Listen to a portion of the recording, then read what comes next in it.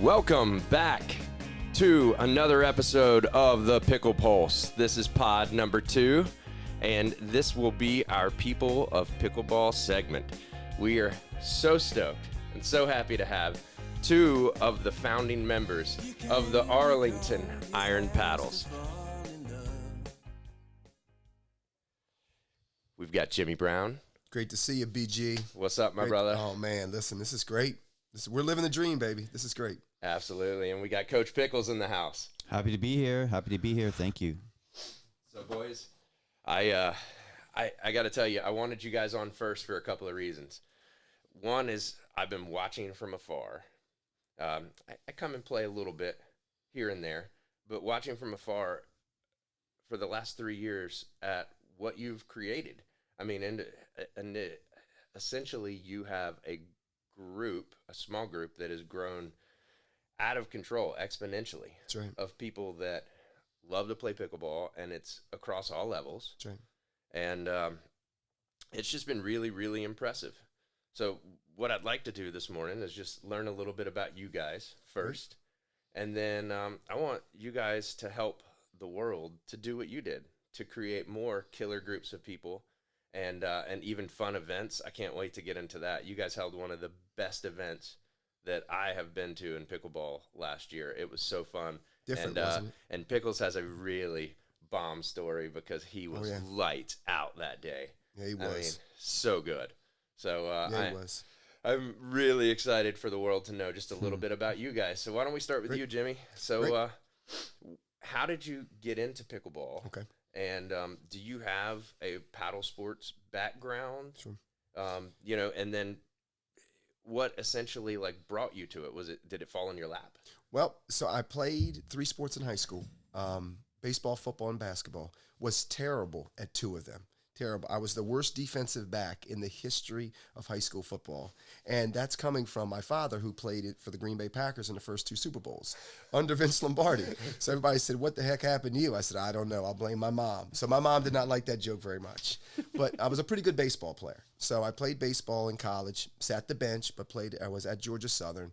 And then, didn't do a lot after high school, played a little pickup basketball, coached a lot of basketball. And then I'm sitting there one day about 3.5 years ago in the summer on a family vacation. We turn on the TV and we see this little sport. It was pickleball. And I said, you know what? I might be able to try that. Mm-hmm. So I go to Walter Reed.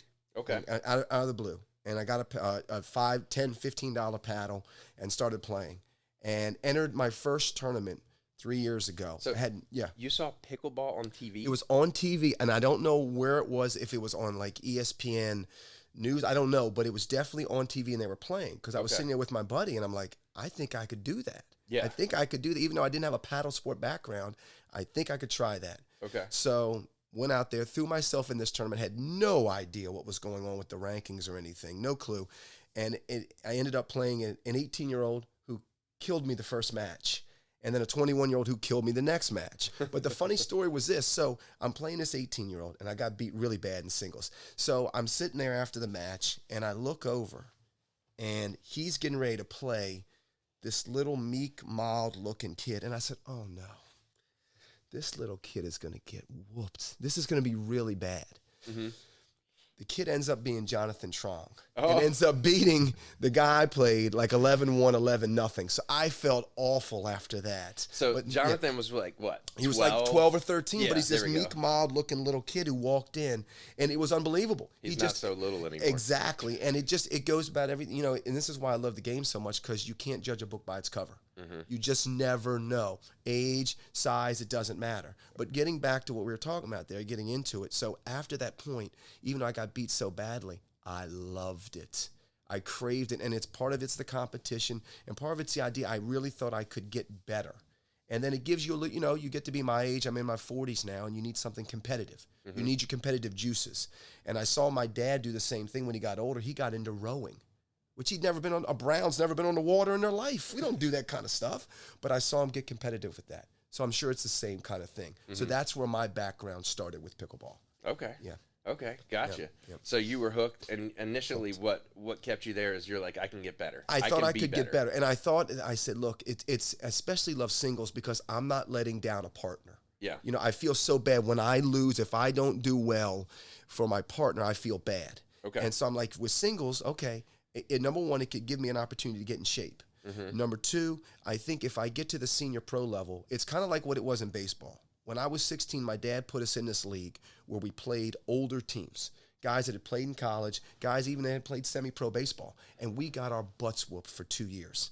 But he said, listen, stay the course, because by the time the third year comes, if you keep playing good competition, you're going to be competitive. And that's damn if that didn't happen the right way. That's awesome. By the third year, we end up going to the championship. We lost in the championship, but we played the best team, and we were the second best team in the league. Isn't that interesting in that, like, I feel like now the mentality is you don't want your child to be demoralized. Isn't that ridiculous? I mean, it's absurd to me. Yeah. Because you learn a lot more, in my opinion, from a loss than you do a win. Paul was just playing the other day. I lost 9 straight matches to him, but I love it. And I want to come back for more, because it's not where you are, it's where you're going to be, in my opinion, that matters. That's it. And I've got a goal later on in life. I want to be a pickleball pro by the time I'm 50.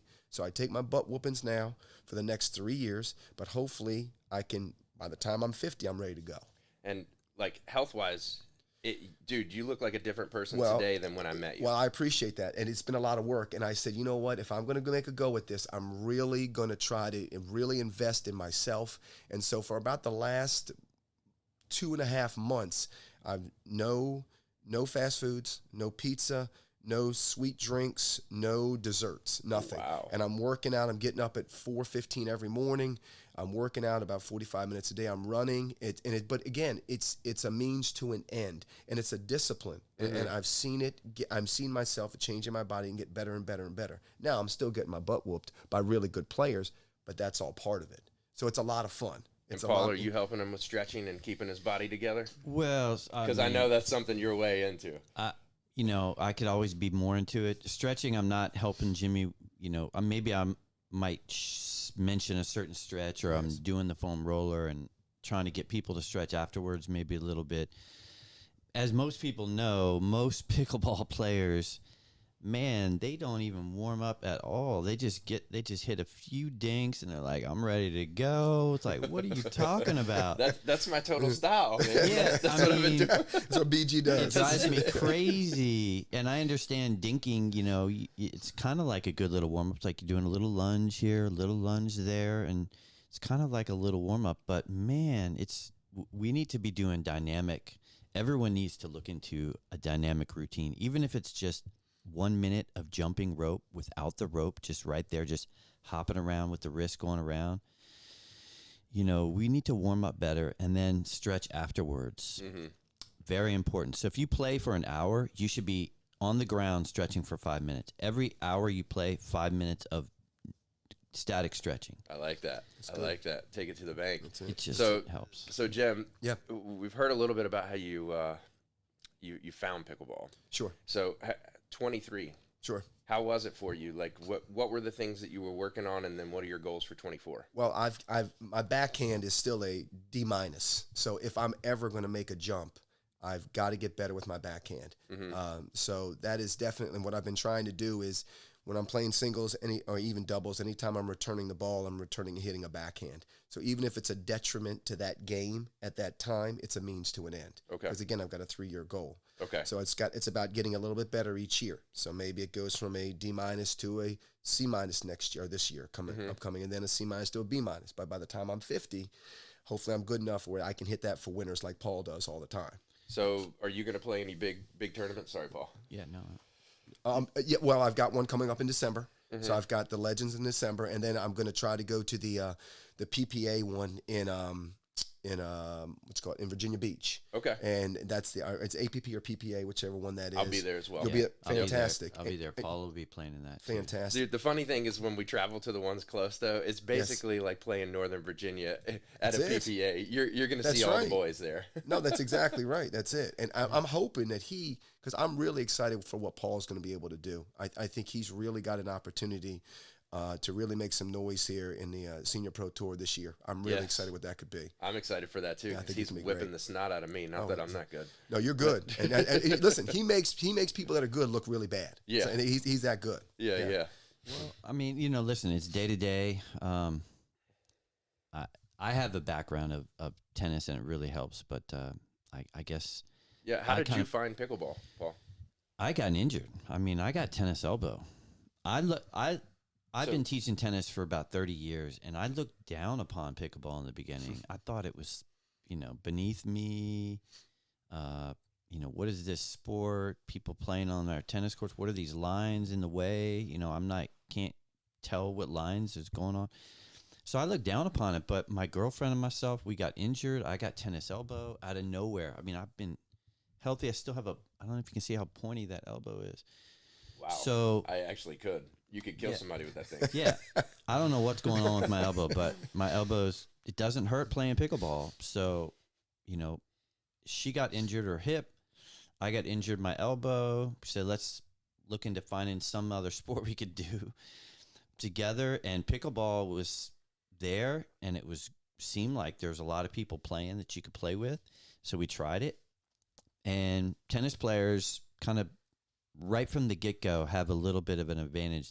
They're like immediately around, 4-0 or a 3-5 right from the get-go. As long as you're a good tennis player. Well, yeah, I mean, and that made us feel good, like we weren't doofuses. Although in the beginning, when you play, everyone feels like a goofball, and you get your beat downs, and you take it as it is. I mean, as I tell everyone that's getting into the sport, listen, you're going to lose for a while, and you're going to feel really awkward, but you have to put in the reps, and it's just the reps of drilling. As we know now, the secret sauce, everyone out there that wants to get good at pickleball, the secret sauce is not going to wherever there's people to play and playing. The secret sauce is getting your buddy, getting your friend, getting your girlfriend, whoever, and drilling. You have to put in 10,000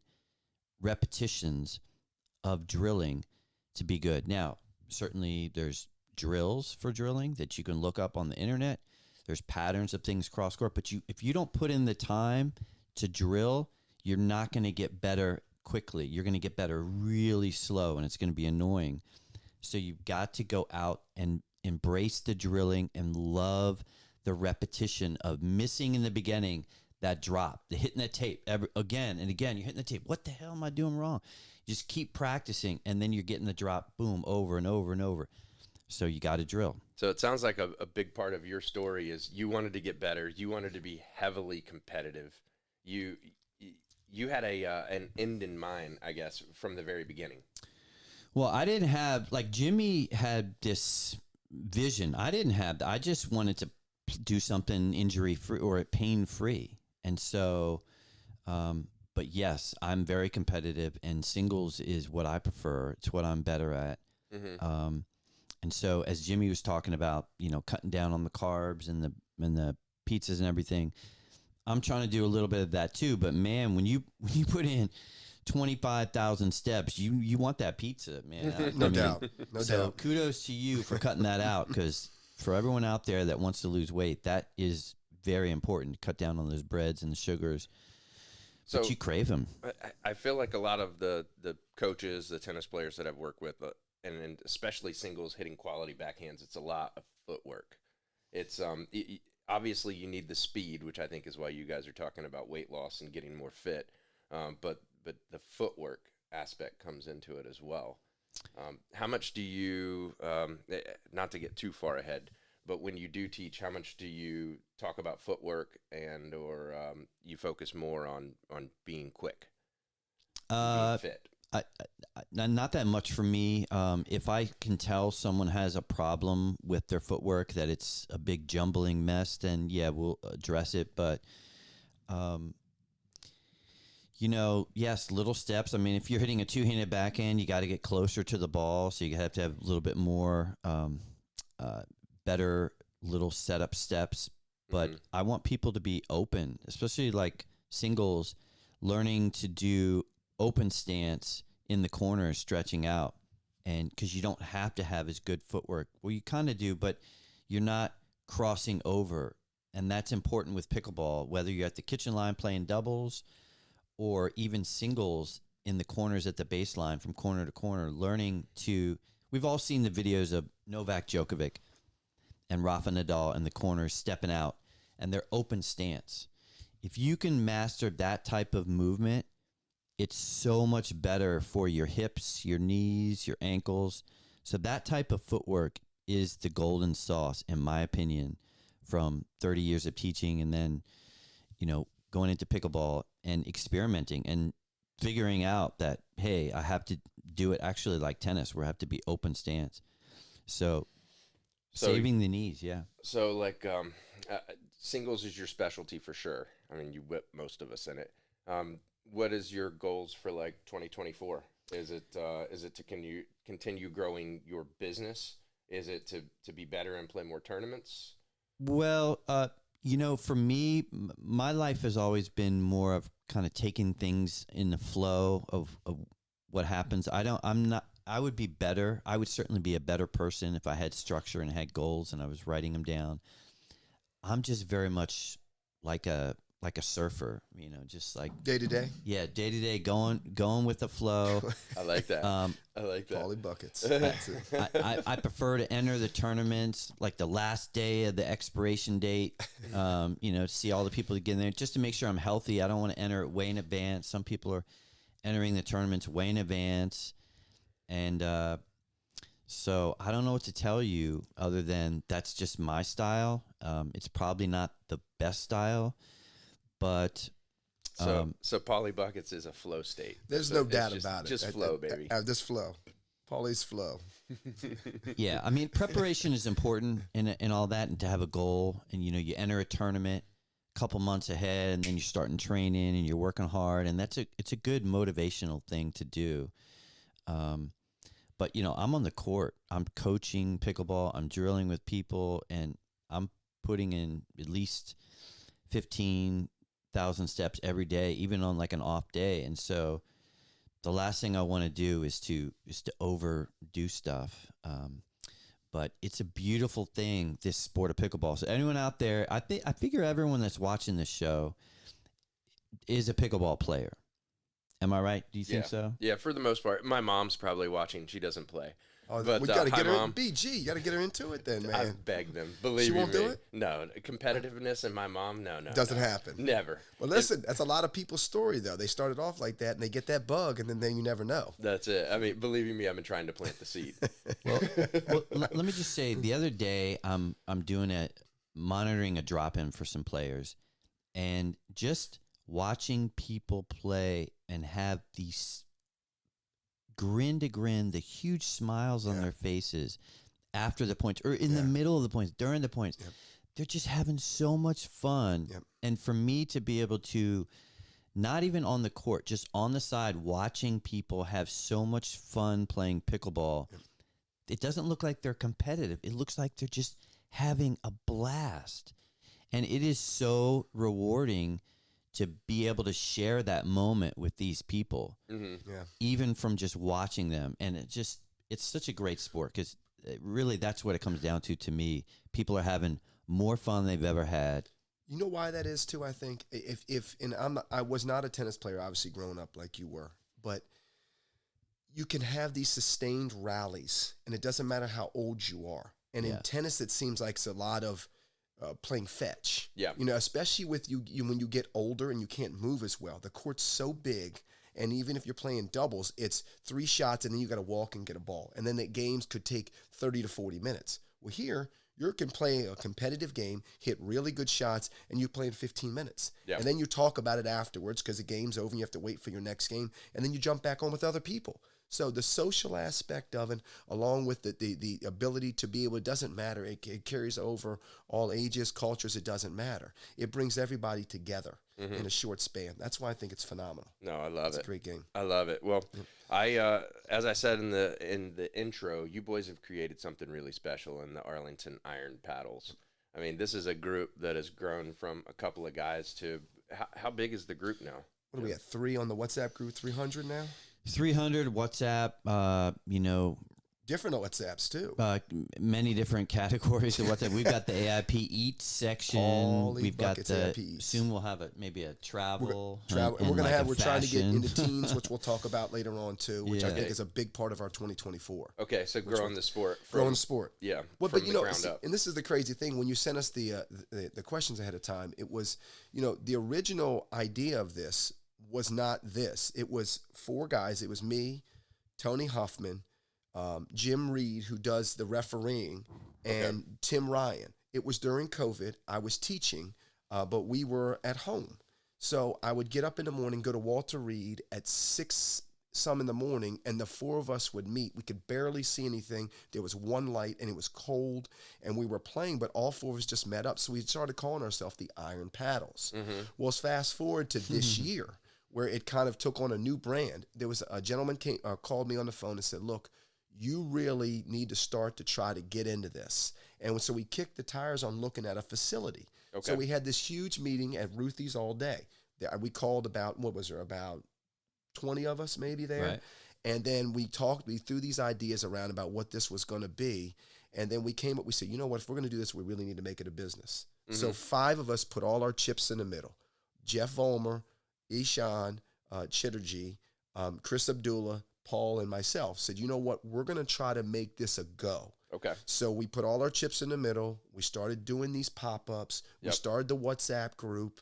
And we, you know, this is the great thing. We want to grow the game. Yeah. It doesn't matter how good you are. And that's the thing about our group sometimes is sometimes people, if you don't know us, we get a bad rep because people are like, oh, they're just worried about the elite players. Yeah. Well, we love the elite players. For but sure. also, we love the beginners because to me, it's all about all of us going uptown together. So And that's let's backtrack a little Sure. bit. And that Sure. you got 4 guys showing up early in the morning. Yes. You love pickleball. Loved it. All right. And so how did the idea of a group start? And how did it get to 300 Well, WhatsApp? and that's right.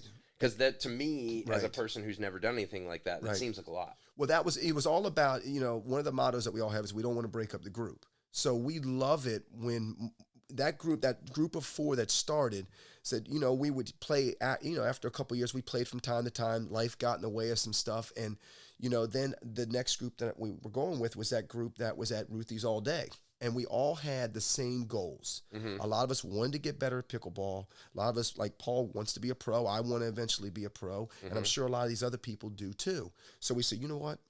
Why don't we take this group of like-minded people and have a place? Because we were texting each other all the time. And it was sort of like 18 different text threads. So we're like, let's get rid of the text thread because I'm not tech savvy at all. Chris Abdullah is like, Jimmy, you idiot. Let's just put it all on one spot so we can have this group. So it grew from 5 of us to 15. And then the more people we would meet, they were like, hey, you're pretty good. Let's get you. We want to get you in the group. And then other people would come and like, well, can I join too? My buddy's a ... We're like, great. Let's just grow this thing. So now on that WhatsApp group, you've got people saying, hey, who's playing at Lubber Run? Who's playing at Walter Reed? Who's playing this and who's playing that? So it's phenomenal to see how it's grown just by us allowing people to come in the group. So from a non-tech guy, when you have a WhatsApp group, can anyone add people to the group, or is it just you guys that add people to the group? How does that work? Well, so the admin, or if you can have the invite link, it can be sent to someone, and then only the admins can approve or disapprove of that person joining. And I'm sure there might be some other parameters that you could set that could change some of that, but that's what I see. Yeah. So that's right. essentially, like, okay, I just meet you guys, and my buddy and I want to join your group. Yes. But you're not the admin, but you guys are part of the group already. Could They you shoot would us. then Yes, we shoot get it- that all the time. We Okay. get, hey Jimmy, hey Chris, hey Paul, can you add this person to the group? And we're like, yeah, we trust these people that are texting us. So if you're saying they're good people, they want to get better, because that's what we want. We want people that want to get better in our group. Yeah. And we don't want a lot of friction. Stuff's going to happen, but we want people that are trying to go uptown together. That's what we want. So. Yeah. When you hear iron paddles, you think men. Iron sharpens iron. And that's a right? great point. And but we have so many women now in our group that are just, and again, we have women that are beginners all the way up to women like Chandra, who've played professional tournaments. And we have a lot, and we have, Teresa, my mixed doubles partners, was a squash player for 9 years, a professional squash player in Italy. So we've got the gamut of people playing in this stuff. Okay. Which is great. Women, men, women. We've got kids in the group. We've got Dylan Godwin, who just won yesterday, one of Frank's tournaments, who is 18 years old, who is phenomenal. And Nice. He's going to end Who's up. he playing with yesterday? Who was he playing with yesterday? He looked like a young LJ. Trong. Trong. Was it Jonathan Trong? Yeah. Stop it. Nice. That's So it. There, look if at that. everyone out there, that's Alex Trong's brother. Yes. So Correct. if Okay. everyone And was Alex wondering- Strong is a professional pickleballer. She plays at the APP Yes. with Vivian Glossman recently, and just a total beast. And I love her tagline, "Stay mean, Alex." Is that what it says? Oh, I love that's it. that's her whole tagline. And she love says, it. "Stay mean," I love it. and she will light you up. So I've got this unbelievable quick story to tell about Dylan. Oh, okay. Okay. None of the other players have heard about this. To me, this is the most mind-blowing. And he's going to be okay with the story being told. Yes. He's got no choice, I guess, now. It's not embarrassing. But think about this. Okay, so he's only been to 2 baseball games in his life, professional baseball games. So let's say he was maybe 12 and then, 14, right? Somewhere in that range of the 2 games, spaced out a little bit like that. In each 2 games he went to, the only 2 games, he caught a ball. Stop it. Stop No. it. Kid you not. Where was he sitting? Do you have any idea? He'll tell the story of it breaking down, but Stop it. he literally, That's unbelievable. he brought the first time he had the glove, and it just happened. He caught a ball, and the second one, he's thinking like, "Oh, I'm gonna catch another one," and he brought the glove, and the ball was hit, and for some reason he knew it was coming, and then he ran up, and he was able to catch another one. That's It's a that's great. ridiculous. and No, he's was he not at gonna lie Camden about- Yards or was he in I don't Nats know the Park? exact Because if it was location. Camden Yards, give that fan a The contract. That's right. That's right. Exactly. I mean, that's right. just everyone out there, think about the odds Wow, on that's- that. And I that's told him, I ridiculous. said, you got to play the lottery, man. Like, this is incredible. This is, how is this Pickleball is his possible? lottery ticket, though. That's it. So yeah, he's a great pickleball player, and listen. But back to the WhatsApp. Listen, if you want someone to drill with, you could say, "Hey, I'm looking for someone to drill with. At this time," and boom, there's someone else might be available. So Absolutely. you need a buddy to hit with. I mean, the wall is great, but yeah, I mean, the wall is boring. I have done it, but it is great. Yeah. It's You got to very do what you got to boring. do sometimes. That's And right. you know what? I'm a huge Christian Alshon fan. What's up, DC Pickleball Yeah. team? Huge fan. And I watched his videos from the beginning. And when he was in college at Chicago, he was going onto a racquetball court. Yeah. And Just just hitting balls. slamming balls against the wall That's it. and dinking. And I was like, this is really going to make him better. But obviously it worked. Absolutely. I mean, that man, That's right. well, he's a physical beast. That's right. I mean, Well, he's also in his 20s, right? yeah, but There I you go. mean, a physical beast. You're talking about a 6'3" guy who can cover the court like. I mean, Jack Sock, can't wait to Right. see him come in next year too. But I digress. Well, and that's the interesting thing about pickleball. I think when the money gets really good, and I think it's going to be in our lifetime. I Yeah. think it's going to be eventually an Olympic sport, high school and college sport. But I'm curious. I'm interested to see the 6'4" basketball players, the point guards. Yeah. Not so much the 7-footers. No, too big. Too big, too long. Right? It's Yep. too tough. You'll hit them at their feet too many times. It's just too much to cover. But the 6'4" point guards, I think if the money gets really good, the guys that played in college, that played in a mid-major school, but then are like, what am I going to do? That's when the game's really going to become interesting to me. When all these people start converting over and the real great athletes that come from a tennis background, that come from basketball, the money gets really good. The game is going to grow exponentially by then. Dude, and that's exactly right, because you already see professional athletes coming over. You got guys like Drew Brees who are totally hooked. I love it. And believe you me, I'm traveling down there, Drew, because I want you in my bracket. this. Love it. And I'm gonna name myself Captain Love Handles when I take you down. The couch warrior coming after freaking NFL MVP. Get him, BG. Get him. Well, I just saw somebody sent me that Nick Foles, the old Eagles quarterback, won something. You know, and again, it's 6'5", 6'6". I mean, that's tough. When you know Scotty Scheffler's like a straight 4.550. He's Is he really so good? One of the best PGA Tour players. See, anybody. It's amazing. Yvonne Lendl's hooked. Yeah. Is he really? Yeah, he's playing. Well, I mean, I don't know about hooked, but he's playing in these tournaments. See. Yeah, playing in the tournament, you're hooked. He's like That's 4 right. or 5 good player. He's like snapping it. Rolling it. Snapping that forehand, that little topspin flicker, his little one-handed backhand. But dude, I love what you guys have created to put people together, and I think the WhatsApp is a great app to do that. I think there is another one out there, and I'm totally drawing a blank on it, that Kevin Cook put it together on there. What's the name of that? It's not Team Reach, is it? No, we started using Team Reach stuff. Team for a Reach lot of you guys stuff. are using now, which is really good for putting stuff It's made together. things much easier than us trying to do it old school. Yep. Team Reach has been great. But even the people in my neighborhood here have put together a WhatsApp group. And this neighborhood has grown from 50 or 60 pickleball players. I think there's like 250 people on our neighborhood You're WhatsApp. kidding me. Yeah. Now, believe you me, they're all 2530, Sure. and they're out there pitter-pattering and laughing and yucking. But that's great. pickleball.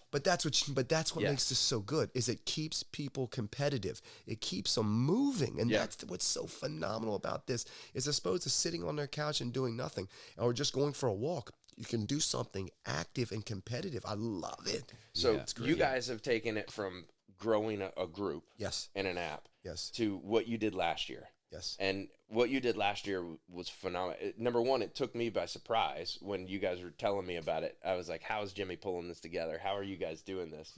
And then I show up to the event, and it's top notch. You got a beautiful country club you held it at. You got Anna Bright and Ben Johns showing up. And I mean, dude, it was phenomenal. How did you put that together? What was the thought behind it? Well, first of all, it took a lot of people to do that. It was a lot of work, but we got really lucky. So here's where the idea came from. We were all talking about, can a woman pros beat the men? And again, I know it might not be politically correct to say nowadays, but I didn't care. I just said, look, I just broached the idea. So we actually reached out first to Alex Trong. Okay. It was going to be Alex Trong, and I forgot, I'm drawing a blank on who her partner was going to be, because I got in touch with Mr. Trong. Puccini? Who was the other one that she was playing with? It was somebody else. Oh, it was, who's the girl from this area? Monica Piacelli. Yeah, Piacelli. Yes, Piacelli. Palicelli, yeah. She tears her ACL. So I called my guy back, who actually said we should try to do this.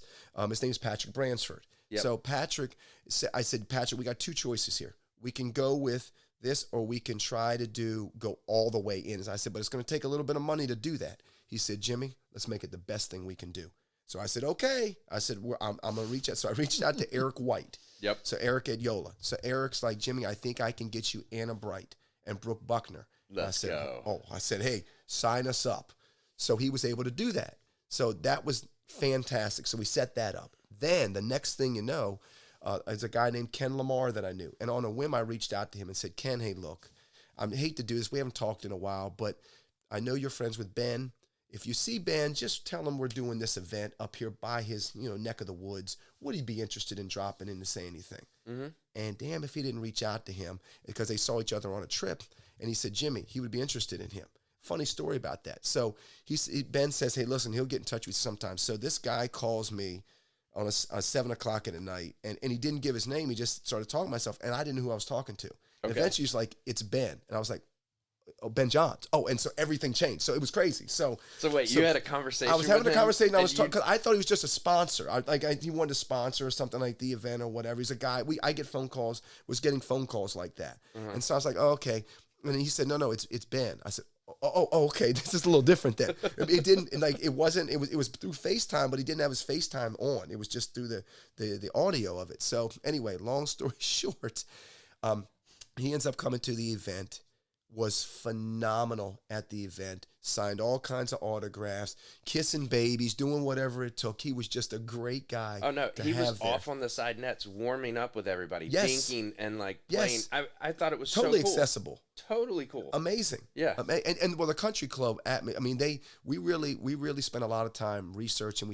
We had a lot of meetings to make sure everything was going to be done the right way. Paul live streamed it. I mean, we were trying to make this, we really wanted to put AIP on the map with this. Mm-hmm. And You did. I think it helped. I definitely think it helped with that situation. And we want to do more of that, which I'm sure we'll talk about in a little bit, and what 2024 is going to bring with stuff. But it took a lot of people to do it. A lot of great ideas. We needed some financial backing, which we got. Yeah. Which was great, and we're looking. There's for the ones in the future. We'd love to be able then to make some more money and to be able to grow the game more and have more tournaments. Because I'm sure we'll talk about in a couple minutes. The tournaments are getting so expensive for what you're getting, and I'm sure we'll talk about that in a little bit. Absolutely, absolutely. So you guys put this amazing event on, and all our local 5-0s. Yes. Go up That's against right. the girls. That's right. Which was so good. You need Pickles. Where can you find this footage? So you all need to go to our Arlington Iron Paddles on YouTube, and on the channel you're going to click on the live link. So that the things that we did that were live, and you're going to see part 1 and part 2 of the pros versus 5-0s. And you're going to be able to see the footage of the doubles, the singles, and then Ben playing 2-on-1 against not only our guys, two of our guys, but also Ben, which was even more interesting to me. Ben playing 2-on-1 against Anna Bright and Brooke Buckner, which was sick. It was crazy. It was so absolutely, sick. And Ben was so tired, like he was having to run so much. You could just see he just sweating profusely. And, to see the GOAT, like he's playing great. He's still playing the GOAT like the GOAT. But to see him super tired is actually very rewarding. Because you want to see that he's working hard. That's right. Yeah. You don't want to – nobody wants to see it Ben make everything look easy. You want to see him – if he's going to win, he's fighting for it to the death.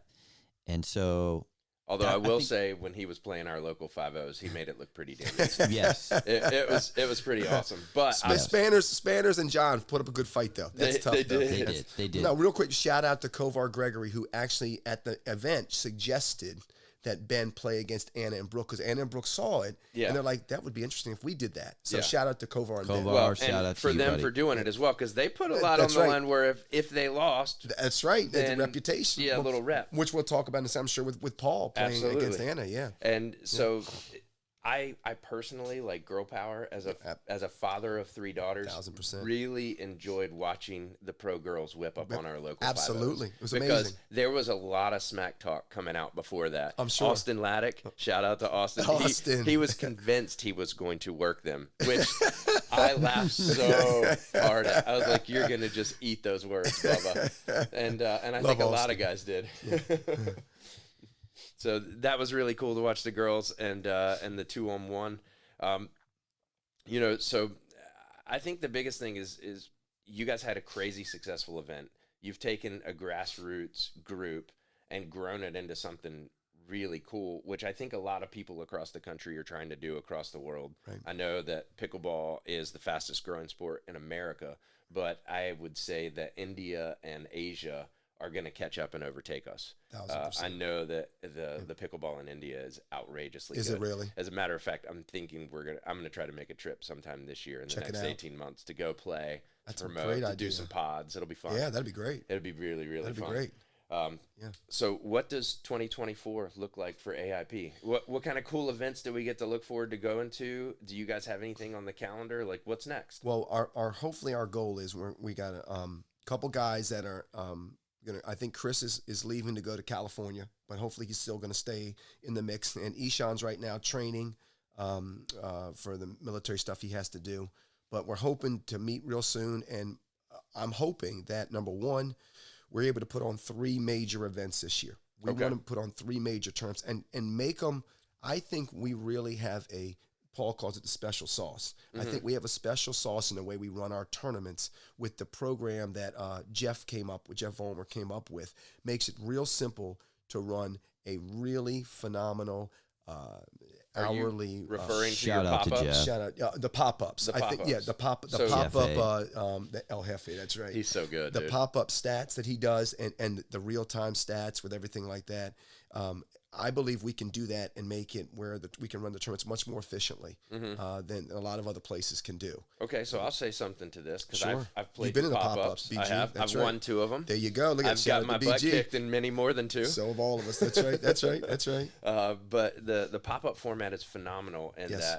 that. So Vollmer came up with that, right? Vollmer came up with the idea of the computer program because we were doing it at first all on hand. Okay. Now let me tell you, my math skills are ridiculously terrible. Well, he's a smart dude. Listen, Mensa, everything like that. He's Yeah, unbelievable. And actually, Ryan Kane got messed 1600. up. Exactly. Yeah, exactly. I got less than half of that. Perfect There you go. score. Yeah, Vollmer scored a 1600, if that's what he's referring to. I was Unbelievable. totally blown away. This guy's so smart. Unbelievable. So he came up with it. He came up with the computer program with it, and Okay. it's revolutionized things. And so could you explain the pop-up format for the peeps who haven't done it? Sure. Because it is so fun, and what I love most about it is you get to know a nice small group of people That's right. more. That's right. You get to play with them. That's right. But it keeps it in a time frame too. So That's right. if you're married like me and you have kids and you're like, look, I got 3 hours, but That's I right. want to go play in a competitive game. That's right. Let's go. Versus, hey, we're showing up to the tournament and 8 hours later Exactly. in my SpongeBob voice. That's right. You're finally getting to the finals if you do well, you know? Well, and that's what's made us so efficient is so you play with so it really happened on an accident. I overbooked a tournament, and so we ended up you only would play with 8, and you'd play with everybody one time. So you play with everybody. So I messed up one time. Okay, so wait, yeah, how many yeah. people are in the pop-up? So there's 9 right now in the pop-ups. Okay. There used to be originally there was 8. And then I messed up one time and overbooked. So we now have just kept it at 9 because it's been a great number. So everybody plays one match with everybody around, and one person sits out. So you're guaranteed 8 games. 8 games. And so what we do is we'll normally throw $25 in the pot because I think the money really makes you play harder. If you show up to a match or just to play around rec, Each player $25. each plays $25. I don't know if you get everybody's best game. With a little De Niro on the line now, you're going to play hard. Okay, and right? stop right there. There's Sure. another aspect of that Sure. I've thought about that I love. When you add a little money into it, Yes. it also incentivizes the better players to show. Absolutely Okay, right. and me personally, as a Yes. 4-5 trying to get up into the 5-0 Yes. plus range, Yes. to get games with those guys is not easy because they're 5-0s trying to get the Great 6-0, point. right? Yes. So I'm willing to show up and pay $25 to get games with these guys. As a matter of fact, I always look at your Great list to point. see who's playing. Yes. Because if the big dogs are there, Yes. I want to donate my money. That's right. Right? It's like a lesson, right? That's exactly right. And, That's it. and listen, if you're paying free for a tournament, there's going to be a higher percentage of people just waking up like, I'm not going to show up. Mm-hmm. I'm calling out sick. But if you've already paid, Already paid. your money, you're going to show up. So Yeah. it's important for people to respect it. If it's free, they're not going to respect it. It's That's just right. the way it is in life. If That's you pay right. a little bit of money, you're going to respect it a little Vested more. interest. Yeah. And That's so right. this format has been phenomenal. Yes. So you play with each partner. So you play with everybody one time, and then the top 6, and this is actually shout out to Adam Simon because he came up with the 6. We used to have the top 4. Shout make out to it. Adam. And so Adam's like, why don't we take the top 6 to do it? So the top 2 seeds, top with the most wins, get a bye. Yeah. And then the 3rd seed can pick between the 4th, 5th, and 6th seed who they want to play with one time in a single elimination match against the other 2. Yep. And so whoever wins that moves on. But here's where it gets interesting. Then you get thrown back into the pot, and the number 1 seed can take the number 2 seed, or they can take the team or anybody from the team that just won. Mm-hmm. So it makes it really interesting Oh, absolutely. with everything, with the dynamics. But you get the biggest thing to me is, like you guys just said, you get to play good quality matches, and it takes about 3.5 hours to do this.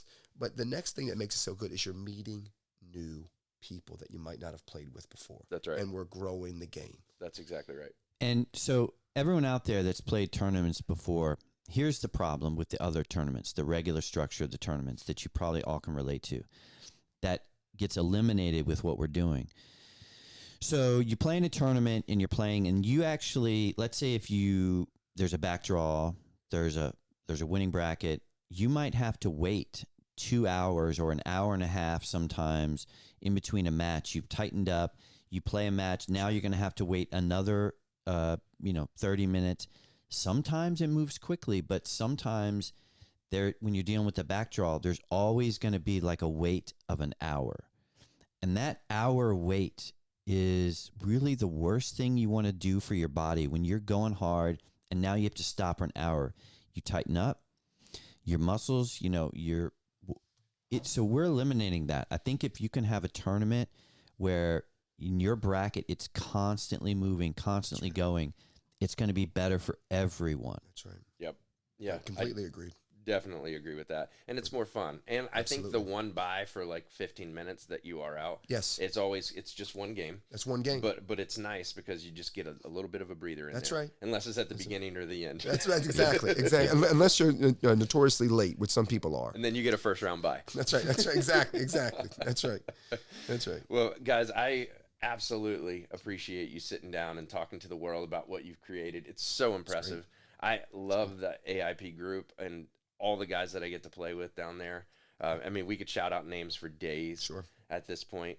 But I think it's really good for everyone to hear that you can just start with something really small and it can grow to something that you didn't even realize it was going to be. That's right. And maybe even bring it into a business if that's something that excites you. That's what we're trying to do. Yeah, you don't necessarily have to be business minded. That's right. It could be just for fun. Shits and giggles is good. Well, the youth, and just to wrap, to talk about that, the youth is where we're trying to get next. Okay. There's a lot of, I think, growth potential in the youth market, and with beginners clinics, skills clinics, and even running our pop-ups to, again, grow the game with the youth of America. I think that's going to be a big thing for 2024. Yeah. And I love that, and getting more and more teenagers out. Matter of fact, I was playing, there's a girl who plays out at Chestnut Forks now. Her name is Mary. Okay. And she's 15. Love it. Dude, she's so legit. See, it's been playing for 6 months, and she's a 4.5, and it totally fun. And that's what we want. That's right. Shout out #corporate events. Yes, sir. Okay. So what's up with corporate events? Go. And I was going to ask you who you guys want to plug, or how can we get in touch with you? How can the people? They just ran a phenomenal corporate event, Paulie. Well, it's really no plug, but listen, a year ago or 2 years ago, corporate events, when they would have their little get-togethers, they were doing like axe throwing. Now they're realizing we need to do pickleball. So pickleball, you can come into a corporate event and you can tape out the lines and you can bring the portable net and you can have people playing pickleball. They got to sign their waiver. That's right. But you can have people playing pickleball and having fun at a corporate event. And now you're really talking about exercise, laughter with the corporate people, the different teams that were never really like connected with each other. Now they're playing against and with each other. So I think that's the future, at least for the adult world, for corporations. They're going to really embrace pickleball for team building, with their employees. Sorry about that, buddy. Keep going. I'm not cutting you off like the Emmys. I just started a little music there for the end. So I think that's part of the future too. Not just the young, but it's also the old and the business people too. Yeah. I love it, man. I love it. Well, so we can find you guys on Facebook, Instagram at Arlington Iron Paddles, correct? Yes. Instagram at Arlington Iron Paddles, YouTube at Arlington Iron Paddles. Our website is ironpaddles.com. We're on Facebook. Search for Arlington Iron Paddles or Iron Paddles, one or the other. You'll find us. You'll see the logo. Yep. And join us. Yes, join up, along guys. the ride. If you're local in the DC metro area, you should be a part of this group. Come one, come all. That's it. We love you. We're trying to grow the game. That's exactly right. And again, you can find us on all of those at The Pickle Pulse. And my name is Brian Green, and I just thank you for joining us. BG, thanks for having us, brother. Yeah, dude.